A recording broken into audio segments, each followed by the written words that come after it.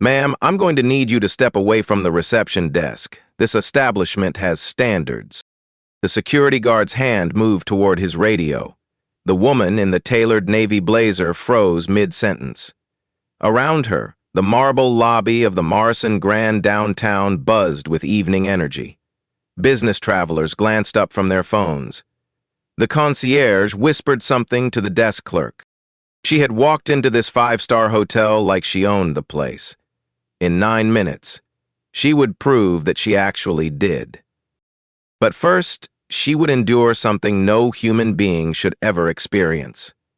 A humiliation so public, so calculated, so rooted in assumptions about who belongs where, that it would spark a revolution in how an entire industry treats its guests. Have you ever walked into a place you belonged, only to be treated like you didn't deserve to breathe the same air? What would you do if that place was actually yours? Her name was Alexandra Chen Morrison. She approached the gleaming marble reception desk with the confident stride of someone who had every right to be there. The lobby's crystal chandeliers cast warm light across her perfectly tailored blazer. Her designer heels clicked against Italian marble with quiet authority. "Good evening," she said to the young desk clerk, her voice warm but professional. "I need access to the penthouse suite, please." The clerk, a blonde woman in her early 20s, looked up with barely concealed disdain. Her eyes swept Alexandra from head to toe, taking in the expensive clothes, the confident posture, the expectant smile. Something flickered across her face, something cold. "I'm sorry," the clerk said, her voice deliberately loud enough for nearby guests to hear. "But that suite is reserved for VIP guests only." She paused, letting the words hang in the air like a challenge. "Perhaps I can interest you in our more affordable accommodations?" The business travelers at the nearby seating area exchanged glances. One, a middle-aged man in an expensive suit, leaned toward his companion. "Here we go," he whispered, not quite quietly enough. Alexandra's smile never wavered. "I believe there's been a misunderstanding. Could you check again, please?" The clerk's fingers moved lazily across her keyboard, her expression screaming that she was doing Alexandra a favor. "As I said, that suite is unavailable. For guests of your budget range, might I suggest the Holiday Inn, down the street? They're more accommodating." The words hit the lobby like a physical blow. Conversations stopped. Phones emerged from purses. The concierge, a thin man with graying temples, glided over with practiced concern. "Is there a problem here?" he asked, his tone suggesting he already knew the answer. "No problem at all," Alexandra replied calmly. She glanced at her phone. 9:47 p.m. "I just need to check on a few operational items before my call." The concierge and desk clerk exchanged a look that said everything. Another one trying to sound important. Another one who didn't understand her place. "Ma'am," the concierge said with theatrical patience, "I'm going to have to ask you to step away from the desk. You're disturbing our legitimate guests." In the seating area, phones were now openly recording. The middle-aged businessman nudged his companion. "This is going to be good," he muttered. Alexandra reached into her purse, pulling out her phone case. For just a moment, the edge of a black card was visible. The distinctive weight and color of American Express Centurion, platinum, the kind of card that required a 7-figure income just to qualify. Nobody noticed. They were too busy watching the show. "I understand your concern," Alexandra said, her voice still measured, still professional. "But I do need to handle some business matters. Perhaps we could—" "Ma'am," the voice belonged to a security guard who had materialized beside her. Large, uniformed, with the kind of presence meant to intimidate. "I'm going to need you to step away from the reception desk. This establishment has standards." The lobby had gone completely silent now. Even the elevator music seemed to pause. Every eye was on Alexandra. Every phone was recording. Every whispered conversation had stopped to watch this woman get put in her place. She stood there, surrounded by marble and crystal and judgment, her hand still holding her phone. The screen showed an incoming call notification. Board meeting. Auto join in 3 minutes. She declined the call. The desk clerk smirked. Probably a fake calendar event. She whispered to the concierge, just loud enough for the security guard to hear. They always try to seem important. How much longer is this going to take? Called out the businessman from his chair. Some of us have actual business to conduct. Alexandra's phone buzzed again. This time she glanced at it more carefully. The notification was clear. Morrison Hospitality Group. Monthly board call. 2 minutes to connection. Going in. Still, she didn't move. She didn't argue. She didn't raise her voice or demand to speak to a manager. She simply stood there, radiating a calm that seemed almost unnatural given the circumstances. The security guard's hand moved toward his radio. Ma'am, I'm going to count to 3. If you don't move away from this desk, I'm going to have to escort you out. Well, the phones kept recording. 2. The businessman leaned forward in his chair, anticipating the finale. 3. Alexandra looked at her phone one more time. 9:59 p.m. 1 minute until everything changed. Before you do that, she said quietly, may I see your employee handbook? The question hung in the air like smoke. The security guard blinked. The desk clerk's smirk faltered.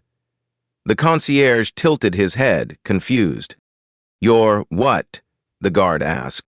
The employee handbook, Alexandra repeated. I'd like to review your policies on guest relations. It was such a strange request, so completely out of place in this moment of escalating tension that for a few seconds nobody knew how to respond. Why would someone being escorted out of a hotel want to read company policy? Her phone lit up. Board meeting. Auto-connecting in 30 seconds. This time, she didn't decline. The security guard's confusion lasted exactly 3 seconds. Then his training kicked in. Problem guests sometimes tried strange tactics to avoid removal. Asking for employee handbooks? Just another delay tactic. Ma'am, I don't have time for games, he said, his voice carrying the weight of authority. You need to leave. Now. But Alexandra wasn't looking at him anymore. She was looking at her phone, where a notification had just appeared. Connecting to Morrison Hospitality Group. Board meeting in 10 seconds. Marcus! The voice belonged to a new player in this drama. Assistant manager Marcus Sullivan, 28 years old, eager to prove himself, strode across the lobby with the kind of purposeful energy that said he was here to handle business. He'd been watching from the back office, and this had gone on long enough. Time to show leadership. What seems to be the problem here? Marcus asked, though his tone suggested he already knew. Another troublemaker trying to scam a free room. He'd seen it a dozen times. This woman is refusing to leave, the security guard explained. She's been harassing our staff, demanding access to the penthouse suite. Marcus nodded grimly. The penthouse suite. Of course. They always went for the most expensive rooms. Ma'am, Marcus said, his voice carrying the full authority of hotel management. I'm going to have to ask you to leave immediately. If you don't comply, we'll be forced to call the police. The word police rippled through the lobby like an electric shock. The businessman with his phone out practically vibrated with excitement. This was better than cable TV. Did you hear that? The desk clerk whispered to the concierge. She actually thought she could get the penthouse suite. More hotel staff had appeared now, drawn by the commotion. A bellhop lingered near the elevator bank. 2 housekeeping supervisors watched from the bar entrance. Even the valet from outside had stepped into the lobby to see what was happening. Alexandra stood in the center of it all, surrounded by a growing circle of hotel employees, security guards, and recording devices. The marble pillar pressed against her back. She had nowhere to go. "I understand your position," she said to Marcus, her voice still unnaturally calm. "But I do need to join this call." She answered her phone. "This is Alexandra," she said into the device. "Yes. I'll be joining the board call in just a moment." The desk clerk actually laughed. "Board call? Really? What's next, a meeting with the president?" Marcus stepped closer, his patience exhausted. "Ma'am, hang up the phone." "You're leaving. Security, please escort this woman." "Marcus," Alexandra interrupted, still speaking into her phone. "Could you please pull up employee file 847 Delta Sullivan?" "Yes." The assistant manager froze. His mouth opened, but no sound came out. "That would be you," Alexandra continued, her eyes now fixed on his face. The color drained from Marcus's cheeks. Employee file numbers weren't public information. They weren't even shared between departments. The only people who had access to specific employee files were— "I'm sorry, what did you just say?" he stammered. Alexandra's finger moved across her phone screen. "I said, pull up employee file 847 Delta Sullivan. Marcus Sullivan, assistant manager.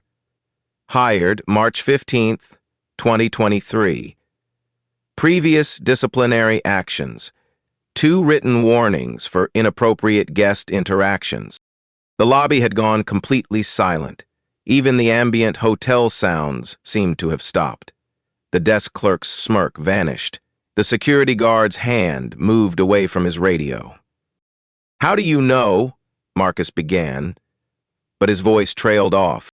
"I know," Alexandra said, still speaking into her phone, "because I'm Alexandra Chen Morrison, CEO of Morrison Hospitality Group, and she blew her whistle to call me. I'm glad to hear it. I heard Morrison was headed to a global hunt." The words hit the lobby like a physical explosion. The businessman's phone slipped from his hands and clattered on the marble floor. The desk clerk stumbled backward, knocking over a display of hotel brochures. The concierge's face went sheet white. "This hotel," Alexandra continued, her voice now carrying a different kind of authority. "The Morrison Grand Downtown is my property." The security guard took a step back, then another. The housekeeping supervisors disappeared back into the bar.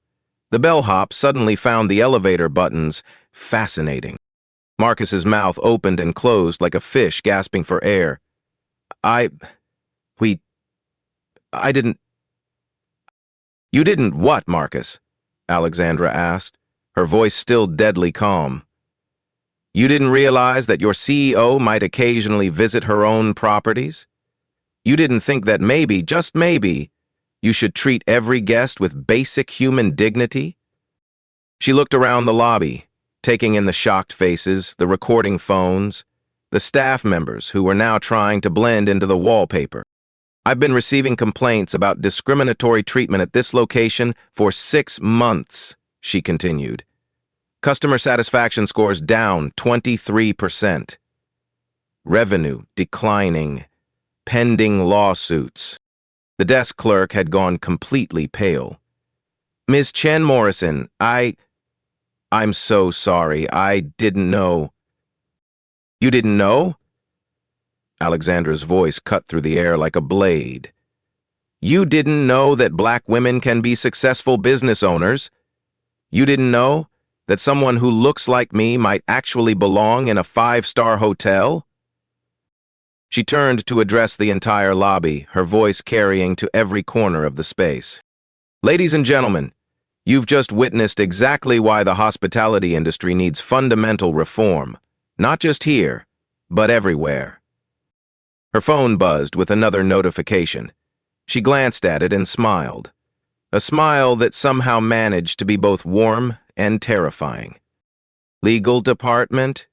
Yes, we're implementing Protocol 7 immediately." The words Protocol 7 sent a visible shiver through the remaining staff. Marcus's face had gone from pale to green.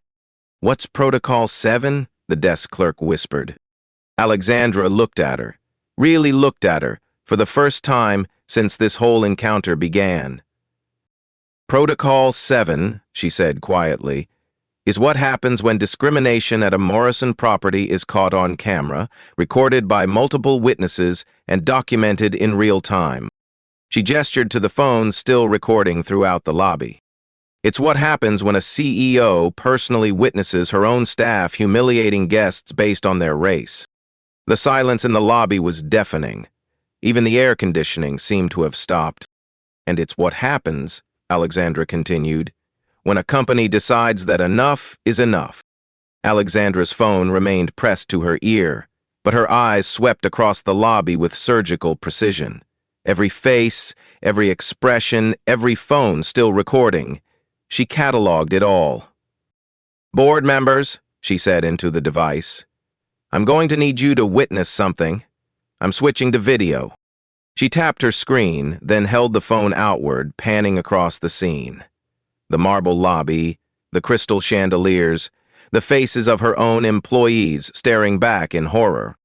"What you're seeing," she said, her voice now carrying to both the phone and the lobby, "is the Morrison Grand Downtown at approximately 10:02 p.m. on Tuesday evening. Present are Assistant Manager Marcus Sullivan, Front Desk Clerk Jennifer Walsh, Concierge David Chen, no relation, and Security Officers James Martinez and Robert Kim." Each person flinched as their name was called, as if they'd been physically struck. Also present are approximately 15 guests, most of whom have been recording the discriminatory treatment I've received over the past 15 minutes. She lowered the phone slightly, her eyes finding Marcus again. "Marcus, in your employee handbook, the one I asked to see, there's a section called Guest Relations Standards, page 47. Would you like me to quote it?" Marcus couldn't speak. He was staring at her like she was a ghost, or maybe a nightmare that had suddenly become real. "All guests," Alexandra quoted from memory, "regardless of age, race, gender, religion, sexual orientation, or perceived economic status, shall be treated with equal respect and dignity. Any deviation from this standard is grounds for immediate disciplinary action, up to and including termination." The desk clerk, Jennifer, was now crying. Actual tears streaming down her face as the magnitude of what had just happened crashed over her. She spoke as Admiral. "I implemented that policy myself," Alexandra continued. 3 years ago, after a similar incident at our Chicago property. I swore it would never happen again in any Morrison hotel." She turned to address the boarding guests directly. "For those of you wondering why I didn't immediately identify myself, why I allowed this to escalate, it's simple. I needed to see how far it would go. I needed to understand exactly what guests who look like me experience at my own properties." The businessman who had been enjoying the show earlier was now trying to make himself invisible in his leather chair. His companion had already disappeared toward the elevators. "And the answer," Alexandra said, her voice growing colder, "is worse than I imagined." She tapped her phone again, switching back to audio only. "Legal department, are you recording this call?" A voice emerged from her phone, tinny but clear enough for the lobby to hear. "Yes, Ms. Morrison. Everything is being documented." "Good. I want a full investigation launched immediately. I want every guest complaint from the past 6 months reviewed. I want security footage from tonight preserved as evidence." She paused, looking around the lobby again. "And I want every employee present tonight suspended pending a full review." The words suspended hit like a physical blow. Jennifer's crying intensified. Marcus took a step forward, his hands raised in supplication. "Ms. Chen Morrison, please," he said. "I have a family." "I didn't mean—" "You didn't mean what, Marcus?" Alexandra's voice was sharp enough to cut glass. You didn't mean to humiliate a guest in front of 15 witnesses? You didn't mean to call security on someone who was simply trying to check into a hotel room? She stepped away from the pillar, no longer cornered, no longer surrounded. Suddenly, the lobby staff seemed to be the ones trapped. "Let me tell you what else you didn't mean to do," she continued. "You didn't mean to cost this company $2.3 million in lost bookings this quarter." The number hit the silence like a bomb. $2.3 million. You didn't mean to expose us to 4 pending discrimination lawsuits, each averaging $800,000 in potential damages. Marcus's face had gone completely white. The math was simple and devastating. You didn't mean to be responsible for our customer satisfaction scores dropping 23% in 6 months. Jennifer had stopped crying. She was staring at Alexandra with the kind of horror reserved for natural disasters. "And you certainly didn't mean to do all of this while your CEO was standing right in front of you, watching it happen in real time." Alexandra's phone buzzed with an incoming message. She glanced at it, then smiled. That same terrifying smile from before. "That message," she said, "is from our head of security. He's confirmed that tonight's incident was captured by 14 different security cameras, recorded on 9 guest cell phones, and witnessed by a lobby full of people who are already posting about it on social media." She turned her phone screen toward the group, showing a rapidly updating Twitter feed. Morrison Hotel. Racism was already trending. "In the next hour," Alexandra continued, "this story is going to be picked up by news outlets across the country. By morning, every hospitality industry publication will be running articles about what happened here tonight. The reality of modern information flow, how quickly a single incident could become a national story, was written across every face in the lobby." "But here's what you really didn't mean to do," Alexandra said, her voice dropping to almost a whisper. "You didn't mean to give me the perfect case study for why the entire hospitality industry needs to be completely reformed." She turned back to her phone. "Board members, I'm recommending we close this property temporarily and use it as a training facility. Every Morrison employee from every property comes here for mandatory bias training. We turn our worst location into our best example." The silence that followed was absolute. Even the street noise from outside seemed to have stopped. "We're not just firing people," Alexandra continued. "We're not just implementing new policies. We're going to fundamentally change how this industry operates." She looked around the lobby one final time, taking in the faces of people whose lives had just been irrevocably altered.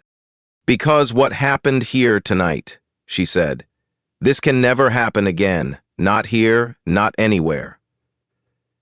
If ever I told anyone about this, there could be repercussions." Her phone buzzed again. This time, when she looked at it, her expression shifted slightly. Not softer, exactly, but different. Distress lent face IT, "Some." "Marcus," she said, "you have a choice to make." The choice Alexandra offered Marcus wasn't the kind anyone would want to make. But as she stood in the center of that marble lobby, her phone connecting her to a boardroom full of executives, the full weight of corporate power was about to be unleashed. "Board members," she said, her voice carrying with crystal clarity, "I'm going to walk you through exactly what Morrison Hospitality Group is facing tonight." She moved to the center of the lobby, no longer a victim but a CEO in full command. The guests, the staff, even the security guards. Everyone became her audience. "Our current legal exposure from discrimination incidents across all properties stands at $12.7 million. Tonight's incident, caught on camera and witnessed by multiple parties, adds an estimated $3.2 million to that total." The numbers fell like hammer blows. Marcus visibly flinched with each figure. "Our stock price has dropped 18% in the last quarter, directly correlated with discrimination, bad press. Our competitors are using our reputation issues in their marketing campaigns." She tapped her phone, switching to speaker mode so everyone could hear the board members' voices. "Alexandra," came a voice from the phone. "What are you proposing?"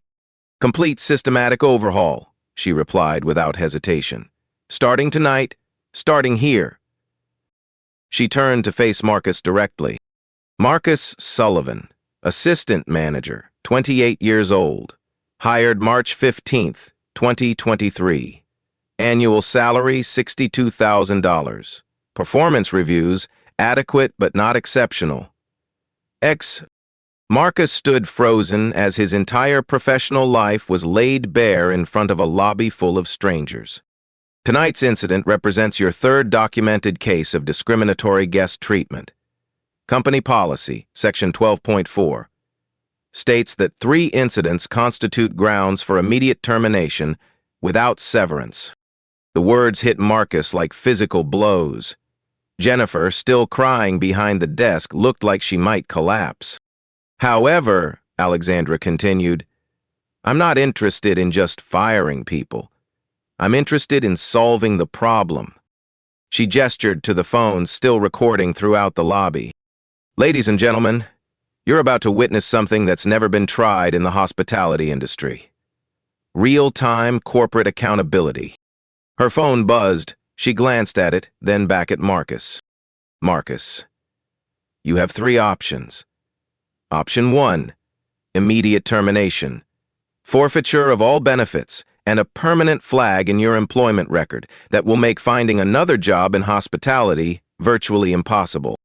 Marcus's face crumpled. His family, his mortgage, his entire future. Option 2, transfer to another property with a clean slate, but mandatory completion of our new intensive bias training program. 40 hours of coursework, psychological evaluation, and ongoing monitoring. A glimmer of hope flickered in Marcus's eyes. Option 3, Alexandra said, her voice dropping to barely above a whisper. "You stay here. You help us transform this property into a model for the entire industry. But you do it under the most intensive scrutiny any hotel employee has ever faced." She turned to address the entire lobby. "Tonight, we're launching Protocol 7, real-time discrimination reporting. Every guest interaction recorded, every complaint investigated within 24 hours, every incident reviewed by a panel of community leaders, not just corporate executives." The scope of what she was proposing began to sink in. Complete transparency, total accountability. "Board members," she said into her phone, "I need approval for emergency funding. We're implementing technology solutions immediately." "What kind of technology?" came a voice from the phone. "Artificial intelligence monitoring of all guest interactions. Voice analysis for bias indicators. Facial recognition software to track staff behavior patterns.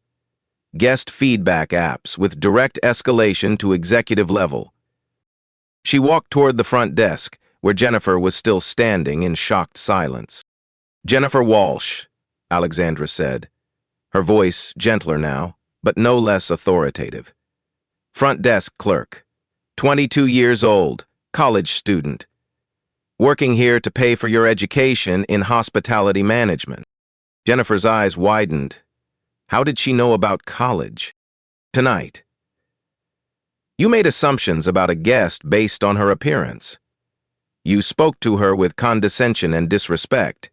You turned what should have been a simple check-in into a public humiliation." Jennifer nodded, unable to speak. "You also," Alexandra continued, "responded exactly the way you were trained to respond. Not by this hotel's official policies, but by the unofficial culture that's been allowed to develop here." She turned back to her phone. "Board members, I'm recommending we invest $15 million in company-wide reform. Not just policies, culture change, not just training, fundamental transformation of how we think about hospitality. $15 million. The number echoed through the lobby like thunder. That investment will be recovered within 18 months through improved customer satisfaction, increased bookings, and reduced legal exposure. More importantly, It will position Morrison Hospitality Group as the industry leader in inclusive excellence. She gestured to the crowd of guests, many still recording. These witnesses tonight aren't just seeing a discrimination incident. They're seeing the birth of a new standard for how hotels treat their guests. Her phone buzzed again. She glanced at it, then smiled. The first genuine smile anyone had seen from her all evening. "The vote is unanimous," she announced. $15 million, approved for immediate implementation of Protocol 7 across all Morrison properties. The transformation was happening in real time, not in some distant boardroom, not in some future policy meeting, but right here, right now, in front of everyone. Cast an impressive glance, and his brow, at a couple of front-line members. "Marcus," she said, "what's your choice?" Marcus looked around the lobby, at the recording phones, at his colleagues, at the guests who had witnessed his humiliation of this woman who turned out to be his ultimate boss. "I choose option 3, he said quietly. "I want to help fix this." Alexandra nodded. "Then we start tonight. Jennifer, you have the same choice." "Yes," Jennifer whispered. "I want to learn. I want to do better." "Then you will," Alexandra said, "because starting tomorrow, this property becomes a laboratory. Every interaction, every guest experience, every moment of bias, we're going to identify it, address it, and eliminate it." She turned to address the entire lobby one final time. "What you've witnessed tonight is just the beginning. We're not just changing policies, we're changing an entire industry's relationship with human dignity." The silence that followed was different from before. Not the silence of shock or horror, but the silence of recognition. Something fundamental had just shifted. And it all started, Alexandra said, with one simple question. What would you do if the place you were being discriminated against was actually yours? 3 months later, the Morrison Grand downtown had become unrecognizable. Not the building itself, the marble still gleamed, the chandeliers still sparkled, but everything else had fundamentally changed. Marcus Sullivan stood behind the same front desk where he had once tried to have Alexandra escorted out. But now he wore a different expression entirely. Confidence mixed with humility. Authority tempered by genuine care. "Welcome to the Morrison Grand," he said to an elderly black couple approaching the desk. "Mr. and Mrs. Washington, your anniversary suite is ready, and I've personally ensured that the champagne you requested is chilled to perfection." The couple beamed. Mrs. Washington patted Marcus's hand. "Thank you, young man. Such wonderful service." As they walked toward the elevators, Marcus felt the familiar buzz of satisfaction. Not the old satisfaction of wielding power over people, but the deeper satisfaction of making someone's day genuinely better. Jennifer approached from behind, carrying a tablet displaying real-time guest feedback scores. "Marcus, look at this. Our satisfaction ratings just hit 97%. That's the highest in the entire Morrison chain." The transformation hadn't been easy. Those first weeks after Protocol 7 launched had been brutal. Every interaction monitored. Every conversation analyzed, every gesture evaluated for bias. The AI system Alexandra had installed was unforgiving. Voice pattern analysis detected condescension in tone. Facial recognition software tracked micro-expressions of judgment. Guest feedback apps provided instant reporting of discriminatory treatment. Marcus had failed the monitoring systems 17 times in his first month. Each failure meant additional training, psychological evaluation, and community service at local organizations fighting discrimination. But gradually, something had shifted. Not just his behavior, his entire worldview. "The quarterly reports just came in," Jennifer said, scrolling through her tablet. "Revenue is up 34% from last year. We have a 6-month waiting list for bookings." The Morrison Grand had become something unprecedented in the hospitality industry, a hotel famous for how well it treated every single guest, regardless of who they were or what they looked like. Travel bloggers made pilgrimages to experience what they called radical hospitality. Business schools sent students to study the transformation. Other hotel chains quietly sent executives to observe the new protocols. But the real measure of success wasn't in the numbers. It was in the stories. Like the teenage girl who had saved for 2 years to bring her grandmother to the hotel for her 80th birthday. Instead of being questioned about their ability to afford the rooms, they were greeted with handwritten welcome notes and complimentary upgrades. Like the young Latino businessman who had expected the usual assumptions about his expense account, but instead found staff who anticipated his needs and treated him like the successful executive he was. Like the Muslim family who had braced themselves for suspicious looks and whispered comments, but discovered a hotel that had trained its staff in cultural sensitivity and provided prayer space without being asked. "Ms. Chin Morrison is here," announced David, the concierge who had been part of that original confrontation. His transformation had been perhaps the most dramatic of all. Once condescending and exclusive, he now radiated genuine warmth and inclusive service. Alexandra emerged from the elevator, but she wasn't alone. Behind her walked a group of executives from competing hotel chains: Marriott, Hilton, Hyatt. They were here for what had become a monthly ritual, the Morrison Model Training Session. "Gentlemen," Alexandra said as they gathered in the lobby, "what you're seeing isn't just a hotel. It's proof that hospitality excellence and social justice aren't competing values. They're complementary ones." She gestured toward Marcus and Jennifer, who stood proudly behind their transformed front desk. Human employees aren't just following anti-discrimination policies. They've internalized a culture where every human being deserves respect and dignity. The result? Record profits, industry-leading satisfaction scores, and a staff turnover rate of virtually 0. One of the visiting executives raised his hand. "But the monitoring systems, the AI analysis, isn't that expensive to implement?" Alexandra smiled. "The technology investment was $15 million across all our properties. We recovered that investment in the first year through increased bookings alone. The real return on investment? We've eliminated discrimination lawsuits entirely, 0 legal exposure from bias incidents." She pulled out her phone, displaying a real-time dashboard. "Today's guest interactions, 437. Bias incidents detected by our monitoring systems, 0. Guest satisfaction scores, 97% positive.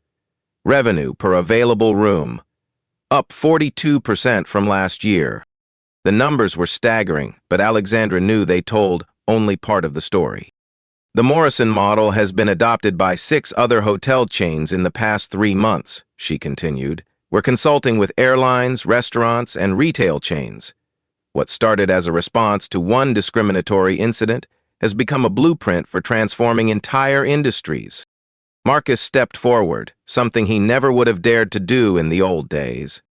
"If I may," he said, his voice carrying new confidence, "the most important change isn't in our systems or our policies. It's in how we see our guests. Every person who walks through that door is someone's parent, someone's child, someone's dream come true. Our job isn't to judge, it's to serve." Alexandra nodded approvingly. "That's the Morrison model in one sentence. Not just non-discrimination, but active inclusion. Not just avoiding bias, but embracing excellence." As the visiting executives took notes and asked questions, Alexandra reflected on that night 3 months ago. The humiliation, the anger, the choice between revenge and reform. She had chosen reform. And in doing so, she had discovered something powerful. The most effective way to fight discrimination wasn't to punish individuals, but to transform systems. Not to destroy careers, but to rebuild them around better values. The Morrison Grand downtown had become more than a hotel. It had become proof that business success and social justice weren't just compatible, they were inseparable. And it all started with one simple principle. Every human being deserves to be treated with dignity, even when they don't look like what you expected. 1 year after that fateful night in the marble lobby, Alexandra Chen Morrison stood before a packed auditorium at Harvard Business School. The case study of the Morrison model had become required reading in MBA programs across the country. The question students always ask, she said to the audience, is why I didn't immediately reveal my identity. Why I allowed the humiliation to continue when I could have stopped it with 3 words. I own this. She clicked to the next slide, showing before and after photos of the Morrison Grand's lobby. Same marble, same chandeliers, but the faces of the staff told a completely different story. Because stopping one incident of discrimination doesn't solve the problem, it just drives it underground. I needed to understand the full scope of what guests like me face every single day. The auditorium was silent, hanging on every word. That night, I experienced something that millions of people endure regularly: being judged, diminished, and humiliated, based on assumptions about who they are and where they belong. The only difference was that I had the power to do something about it. She advanced to the next slide. Morrison Hospitality Group's financial performance. Every metric pointed upward. The Morrison model has been implemented in over 200 hotels across 12 countries. Guest satisfaction up an average of 38%. Revenue per room up 41%. Employee retention up 67%. Legal settlements from discrimination cases, 0. But Alexandra knew the real impact couldn't be measured in spreadsheets. Last month, I received a letter from a young black woman who stayed at our Chicago property. She wrote that it was the first time in her life she had walked into a luxury hotel and felt truly welcome from the moment she arrived. She said, "It changed how she sees herself, how she moves through the world." Alexandra's voice softened slightly. "That letter is framed in my office. Because that's what this is really about. Not just preventing bad experiences, but creating transformative ones. Not just avoiding discrimination, but actively affirming human dignity." The revolution that began in one hotel lobby had spread far beyond hospitality. Airlines were implementing similar protocols. Retail chains were adopting the technology. Even law enforcement agencies were studying the Morrison model's approach to bias detection and intervention. The night this all started, I asked a question. What would you do if the place you were being discriminated against was actually yours? But here's the truth. Every place where discrimination happens belongs to all of us. We all have the power to demand better. We all have the responsibility to create change. She looked out at the audience of future business leaders. You don't need to be a CEO to make a difference. You don't need to own the building to stand up for justice. You just need to refuse to accept that discrimination is normal, inevitable, or someone else's problem. The applause started slowly, then built to a thunderous crescendo. As Alexandra left the stage, her phone buzzed with a familiar notification. A guest at the Morrison Grand in Miami had posted a 5-star review. "I've never felt so welcome anywhere in my life. This is what hospitality should be."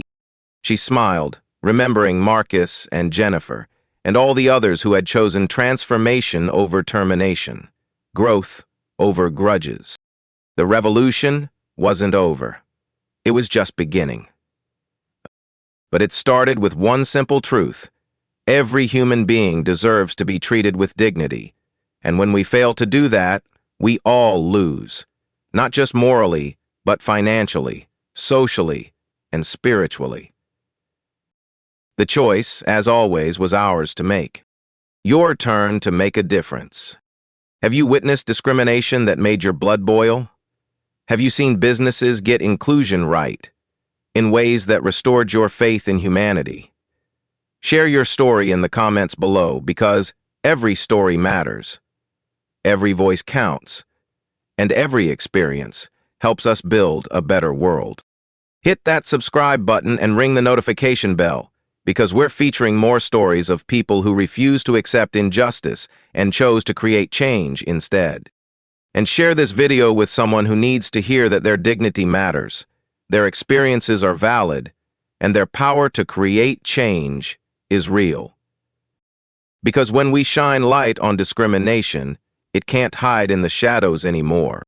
What shadow are you ready to illuminate?